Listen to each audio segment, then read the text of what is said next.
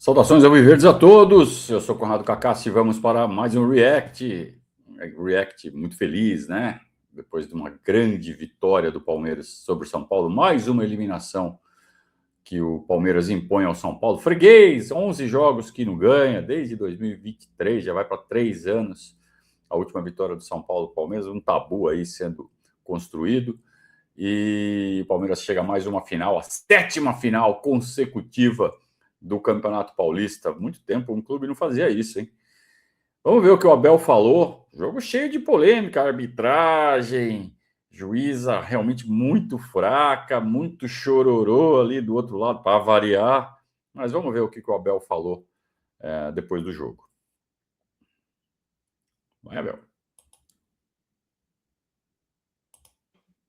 Queria ouvir a sua análise do jogo de hoje, se ela é uma leitura de um controle do Palmeiras, apesar até de um tom mais dramático no segundo tempo, e acho que muito em conta pela arbitragem também, se o entendimento é de que o Palmeiras controlou até com certa tranquilidade o São Paulo nesse jogo de hoje. Obrigado. Obrigado pela pergunta, boa noite. Olha, eu acho que hoje se defrontaram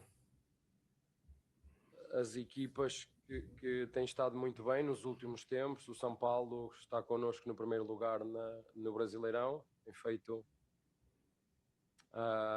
Está gripado, Abel? Um belo trabalho nos últimos jogos. Já tinha perdido aqui connosco 3-1, eu tinha-vos dito já várias vezes que, e quando ganhámos 3-1 ao São Paulo, tinha-vos dito que, na minha opinião, eles jogaram bem. São uma equipa que tem bons jogadores, tem muito bom treinador, uma equipa que precisa só de consistência, porque a qualidade está lá. Mas como tu disseste, parece-me, acho que nós entramos muito bem no jogo, quer com bola, quer sem bola, uma equipa muito dinâmica. O adversário recolheu um bocadinho na fase inicial o Luciano e deu-nos mais espaço na saída, e nós conseguimos encontrar muito bem os nossos volantes. Eu acho que foi justa a forma como chegámos ao 2-0. Inclusive tivemos ainda na primeira parte uma outra transição, estou-me a lembrar de uma transição muito bem feita, em que o Piqueires podia ter finalizado ou passado para o lado que estava o Alá. Estas são questões sempre de decisão dos jogadores, mas na segunda parte igual, entramos mais uma vez muito bem no jogo. Acho que o nosso adversário entra outra vez no jogo num lance duvidoso, e entra no jogo a partir daí.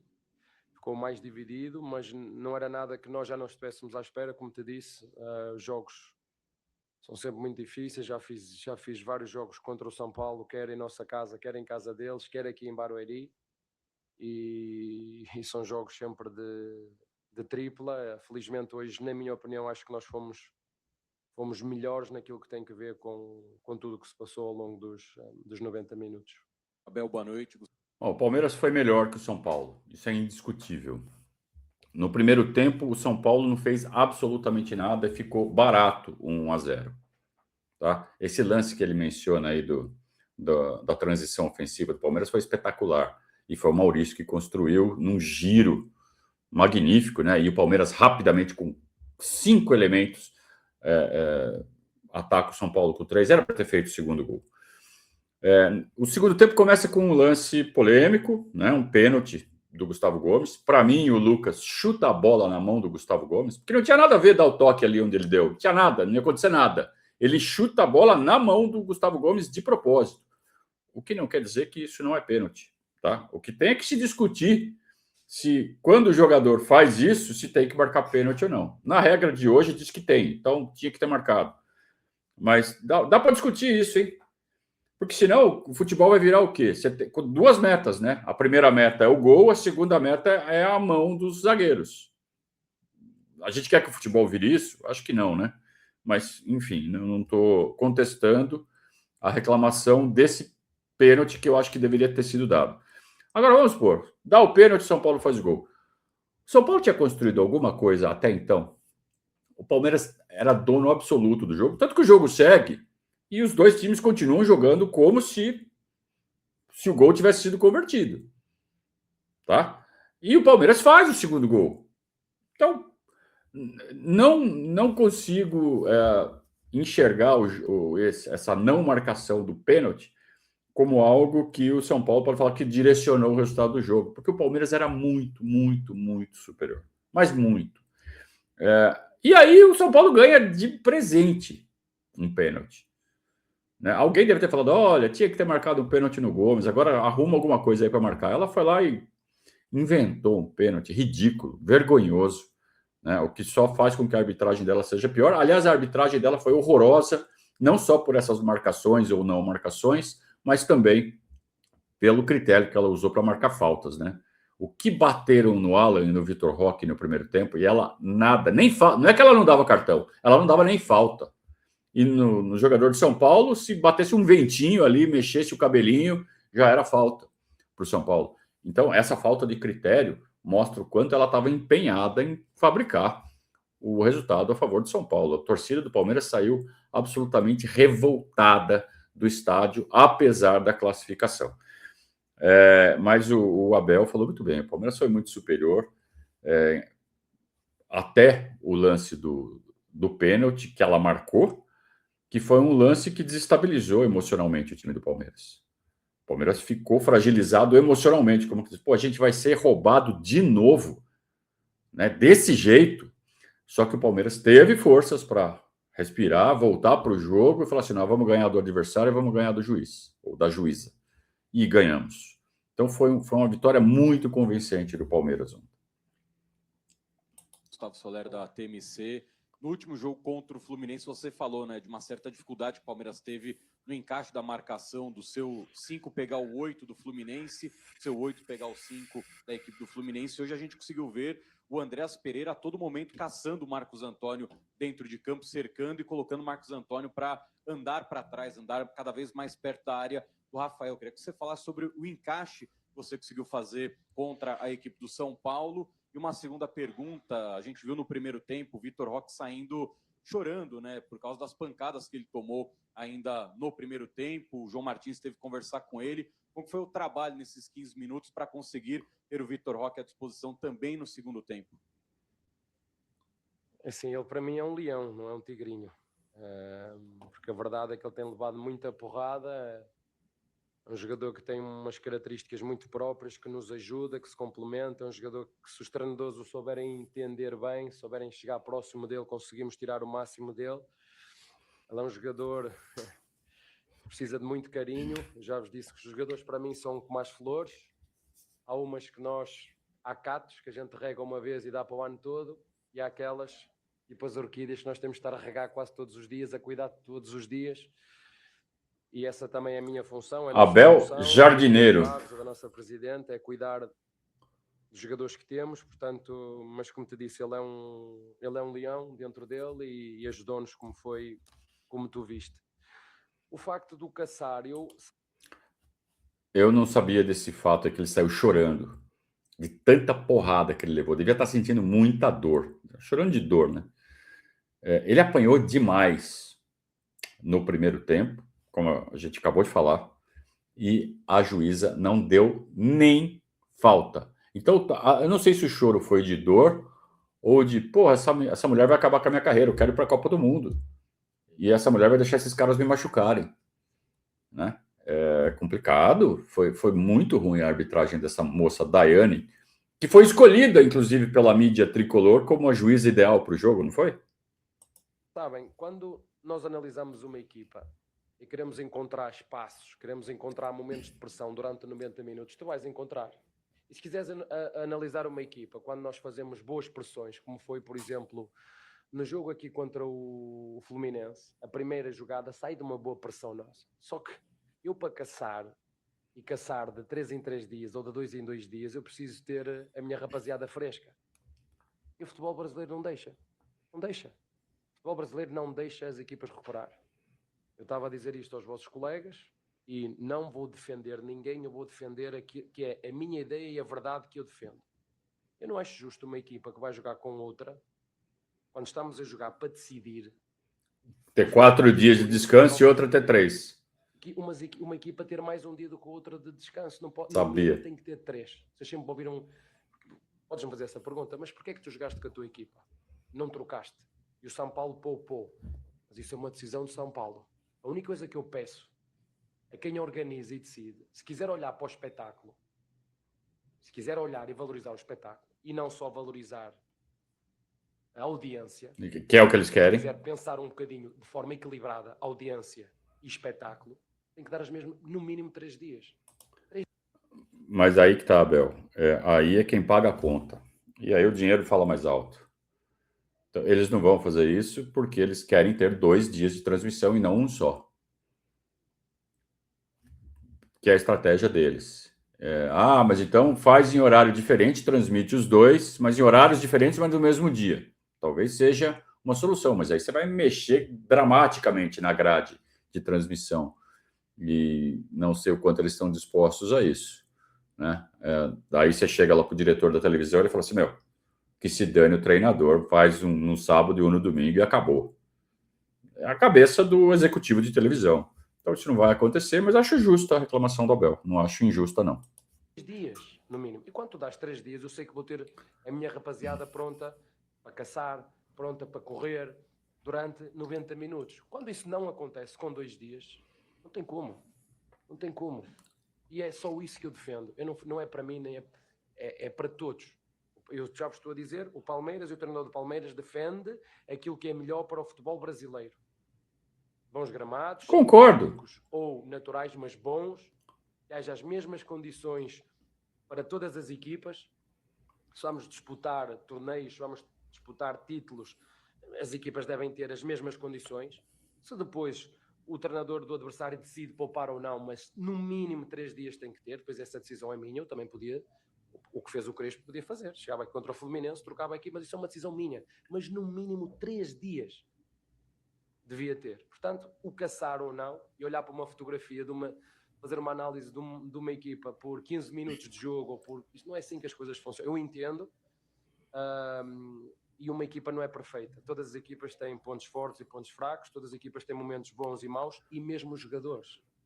Se quiser ter um cão de caça ali no meio, posso ter, mas se calhar depois vai-me faltar a fluidez no jogo, vai-me faltar o momento. Então o futebol é isto, é o equilíbrio entre o ataque e a defesa. Eu já vos disse também, só para terminar, o que define o estilo do jogo, mais do que o que o treinador pede, são as características dos jogadores. Eu não consigo pegar em determinados jogadores que eu tenho e dizer, olha, tu agora vais fazer igual àquele jogador. Cada jogador tem as suas características. E aí eu quero fazer uma observação em cima da substituição que ele fez do John Arias em cima do Alan. O Alan ficou em cima do Enzo Dias o jogo inteiro. E o Enzo Dias ficou lançado, o que segurou um pouco o Alan. Talvez até por isso a gente não tenha visto tantos ataques do Palmeiras pela direita ontem. O Palmeiras jogou muito mais por dentro e pela esquerda. Aí, num determinado momento, ele tira o Alan, cansado, e coloca o John Arias. E o John Arias é o quê? É um atacante, cara. Para ele ainda, talvez ele venha desenvolver isso com o Abel, mas para ele ainda é difícil fazer esse trabalho de recomposição. Ele não está acostumado a isso. Tanto que assim que ele entra, a primeira coisa que eu vejo é ele lá na frente, espetado, do lado do Vitor Roque e do Flaco Lopes. E o Enzo Dias com um corredorzaço na esquerda para explorar. E ninguém marcando. Aí passa 1 minuto, tá lá o John Arias marcando. Ele deve ter levado um belo, porque ele estava espetado na ponta direita, bem na frente do banco de reservas do Palmeiras. Deve ter levado um esporro. Fala, vai marcar o cara! Aí ele volta e começa a marcar. Tanto que aí ele não fica mais espetado e deixa de ser uma opção de lançamento longo. E aí dá para questionar, assim, mas o John Arias é um cara para jogar na velocidade, para jogar na frente mesmo. Não seria o caso de ter colocado o Giai e tirado ou o Flaco ou o Vitor Roque, colocado o Giai, para daí sim colocar o John Arias no Alan? Aí você ficaria com 2 atacantes espetados e o Giai marcando o Enzo Dias, enquanto o Kelvin faria uma marcação mais por dentro, ou vice-versa, né? Sei lá. Enfim, são escolhas. O Abel acabou escolhendo colocar o John Arias, mas eu estou falando tudo isso exatamente por essa questão que ele fala, que você tem que respeitar as características dos jogadores. Vamos ver se o John Arias aprende a marcar. Vamos ver se ele vai fazer isso também. Que hoje é super importante, né? Em qualquer ponta moderna do futebol, é acompanhar o lateral. Jogadores que têm mais propensão ofensiva, há jogadores que são mais defensivos, Há jogadores que gostam mais de ter a bola e não se escondem do jogo, há outros jogadores que de vez em quando a bola aperta um bocadinho mais longa, que é para não arriscar, para não se expor. E eu não posso ir contra a natureza de cada um. Portanto, isso, o caçar tem muito a ver com isso. Nós queremos caçar sempre, mas temos que ver quando, como, aonde, como é que está o resultado. E do outro lado também tem sempre treinadores e jogadores com muita qualidade e que nos criam sempre dificuldades, como tem sido ao longo dos anos. Eu já vos disse isto, eu acho que já não há jogos difíceis, jogos fáceis, seja contra quem for. E a prova disso foi a outra meia-final, onde o Novo Horizontino ganhou. Nós também já provámos o que é jogar contra essas equipas e, portanto, acima de tudo, de consciência tranquila, porque o nosso propósito é este. É por isso que nós trabalhamos e deixamos muitas vezes a família para trás. Chegamos a casa às 3 e 4 da manhã, como disse, não gosto, não gostava, não quero. Sinto falta de privação de sono e por isso é que muitas vezes eu sou chato, irritado, porque numa semana onde tens 4 jogos ou 3 jogos, são 3 noites quase sem dormir, porque eu não consigo dormir a seguir aos jogos. Isso depois reflete-se naquilo que são os meus comportamentos, sobretudo em competição, e um dos teus colegas aqui a semana passada fez-me uma pergunta, e eu se calhar não estava bem preparado para responder, mas quero responder. Já estou aqui há tempo suficiente no Brasil e eu já achava... Essa pergunta que ele está falando é uma que eu falei que foi uma casca de banana que o moleque jogou. Moleque que eu acho que ele é jovem, pela voz dele, eu não sei nem quem foi. Ele fala assim, você não acha que você tá dando mau exemplo? Alguma coisa nesse sentido, né? E ele foi pego de surpresa com essa pergunta e ele deu uma resposta meio atravessada. Então ele está tentando refazer a resposta dele agora. Vocês me conheciam o suficiente, mas não me conhecem. Mas eu vou-vos dizer, porque eu quero mesmo falar sobre isto. Um dos meus ídolos, vocês sabem quem é o Ayrton Senna. E naquilo que tem que ver com fora da competição, foi das melhores orações que eu já vi. Mas a competir, bateu em pilotos e ganhou um campeonato do mundo a meter o cotovelo na cara do Prost. Não me venham falar, a competir, eu não sou um exemplo, mas estou a competir. Não estou na igreja, não estou fora, estou a competir. Muitas vezes não sou o melhor exemplo. Sabem aquele bonequinho da Disney, o Pateta? Lembram-se do Pateta, que era um gajo espetacular, mas quando pegava no carro se transformava, viram? Eu não sou, às vezes até sou pateta, mas é quando quero ser pateta, sou pateta. Mas é o que me acontece quando eu estou a competir. Por isso é que eu vos digo... Esse desenho é muito engraçado. Que eu odeio perder. Mas é contra o meu pai, a minha mãe, as minhas filhas, eu odeio perder. Às vezes chateio-me com os meus adjuntos quando estou a jogar pádel. Porque a bola foi fora, foi dentro, é a competir. Eu vou repetir as vezes que forem necessárias, a competir não sou o melhor exemplo. A modéstia à parte, quando estou fora da competição, revejo-me em tudo aquilo que o Ayrton Senna faz e fazia por ele e pelos outros. Está bem? Basicamente ele está falando assim, olha, quando eu estou competindo, eu me transformo, viro outra pessoa, eu sou uma pessoa extremamente competitiva e perco o controle mesmo. Ele está meio que falando assim, olha, eu nem vou me esforçar para melhorar, eu sou assim mesmo e dane-se. Talvez isso se vire contra ele. Ele abriu o coração dele agora, ele foi muito sincerão, mas a gente sabe como a imprensa pega essas frases e remonta. Pode esperar que vai vir pancada por conta dessa resposta aí. Aqui do seu lado esquerdo, boa noite. Pedro La Roca, Energia 97 FM. Ainda nessa linha da questão física, você repetiu o time hoje contra o Fluminense, contra o Capivariano. Só que antes, contra a Vitória, Corinthians e Inter, você tinha repetido também o mesmo time por 3 vezes. É a segunda vez que você repete o time na temporada, em 3 jogos consecutivos, e a gente acabou de entrar em março. Queria que você falasse hoje, no segundo tempo, o fato do São Paulo ter mais posse de bola, de ter estado mais próximo do gol do Palmeiras, estado mais no campo ofensivo. Você entende que o Palmeiras perdeu um pouco da perna no segundo tempo? Não. Tem a ver com esse início de temporada também? Obrigado. Isso é o placar, cara. Isso aí os caras estão atrás do placar, eles têm que tomar a iniciativa do jogo e o Palmeiras controla o jogo. Isso aí é normal, cara. Olha, primeiro dizer-te que nesses jogos, eu acho que quase todos eles tivemos 3 dias para recuperar. Segundo, dizer-te que nós somos a equipa mais jovem do futebol brasileiro. A gripe. Terceiro, dizer que nós não jogamos sozinhos. Já te disse, eu acho que o São Paulo entra no jogo a partir do momento que faz o penalti e acredita. E é normal uma reação da equipa que está a perder 2-0. Eu acho que nós aí nesse momento estávamos por cima, na minha opinião. Estávamos a controlar bem o nosso adversário, que depois arriscou, meteu, como se diz, a carne toda no assador, mas a reação do nosso adversário foi normal e nós, tirando remates exteriores, acho que não criaram quase nada, mas sim, tiveram mais posse de bola, mas isso é normal, nós não vamos conseguir, eu entendo. Nós queremos estar sempre a dominar, mas isso é possível quando tu és muito melhor do que o teu adversário. Somos equipas. Você não joga sozinho, é isso mesmo. Com bons jogadores, lutam pelos mesmos objetivos, grandes torcidas, grande exigência. Mas hoje, mais uma vez, eu acho que nós fomos melhores nos 90 minutos. Perfeita. Acho a pergunta boa para esclarecer. Né? Porque tem gente que fica nessa. Mas o Palmeiras tomou pressão. Pô, tá jogando contra o São Paulo numa semifinal, cara.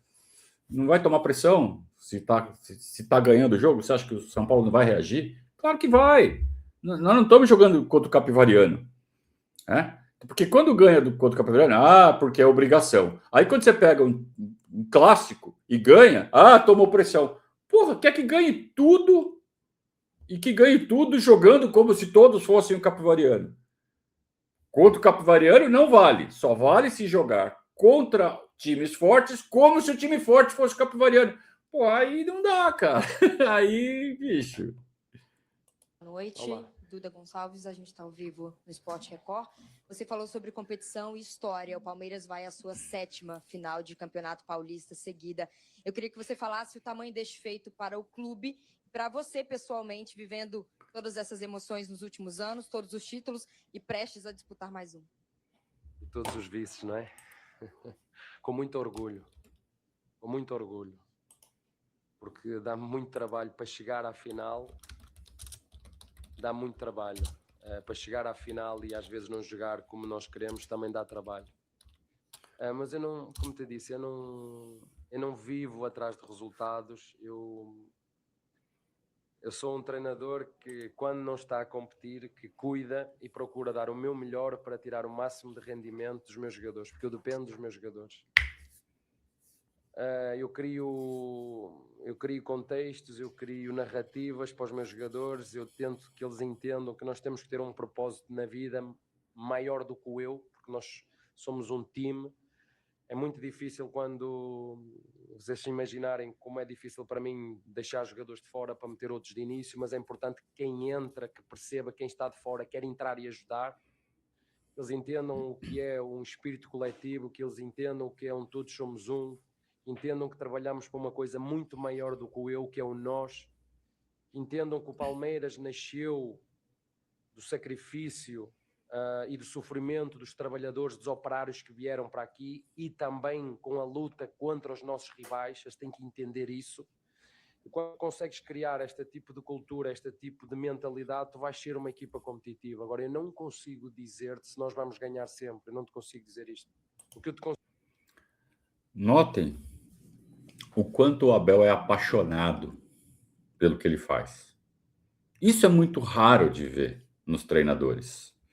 A gente vê os treinadores donos da verdade. O Abel também é. Tá bom. Mas a maioria deles tem aquele tom blasé. Aquele tom de, eu manjo. Se quiser me mandar embora, me manda, porque eu vou ganhar um monte de dinheiro na rescisão. Estou fazendo o que eu acho que tem que fazer, mas...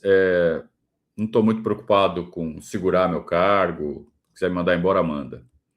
O Abel, ele demonstra em todas as coletivas o quanto ele se preocupa em realmente liderar, em empolgar os jogadores.